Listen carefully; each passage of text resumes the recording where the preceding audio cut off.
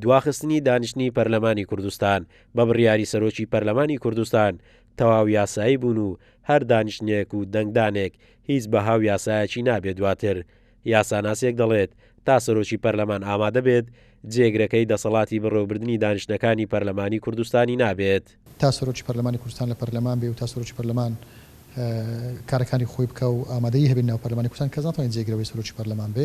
ئەمە خۆی لە خۆی تجاوز لە سەریاسەت تجاوز لەسەر پەیڕەوی ناوخۆی پەرلەمان زاڵبوونی ئیرادەی لایەنێک لەسەر لایەنێکی تر کار بۆ هەموارکردنی یاسای هەڵبژاردن و کارەکردنەوەی کۆمیسیۆن بکرێت. دوازاریش هەڵبژاردن ئەگەر سەرەتاکەی ئاوا بێ ئەی دەبێت ناو پرۆسی هەڵبژاردن چۆن بێ.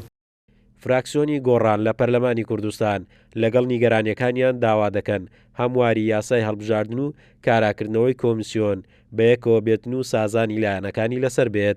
بەردەوام جەختمان کردوتەوە لەسەر ئەوەی کە کاراکردنەوەی کۆمیسیۆنی باڵای هەڵبژاردن و هەمواری یاسای هەڵبژاردننی پەرلەمانی کوردستان یەک پاکێجە کە پاکێجێکی نیشتیمانی و سیاسی و یاساییە. پێویستە بە سازانی نێوان لایەنە سیاسیەکان هەمواری یاساکە بکرێت.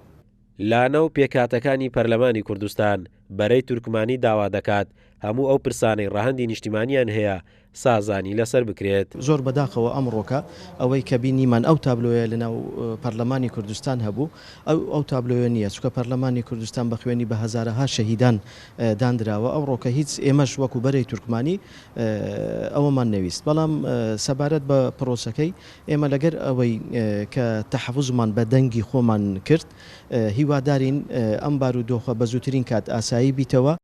جگە لە پارتی و بەشێکی پێکاتەکان زۆربەی لایەنەکانی تری هەرێمی کوردستان داوای هەمواری یاسای هەڵبژاردن دەکەن بۆ ئەوەی هەڵبژاردنێکی پاک بەڕێوە بچێتن و دیاریکردنی نوێنەری پێکاتەکانیش ڕاستەقینە بێت لەلایەن نوێنەرەکانیان. قارەمان جەوهەر، کورسات نیوز، هەولێر.